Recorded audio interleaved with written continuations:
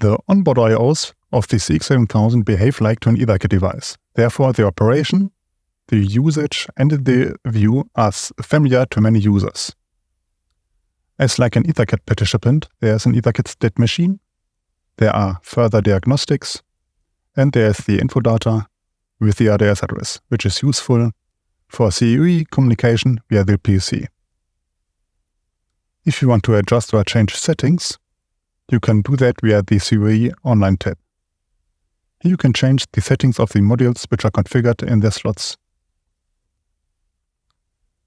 For example, the counter, here you can change the operation mode,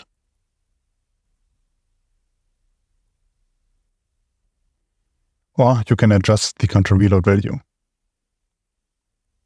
At the analog input settings, you can activate, for example, the user scale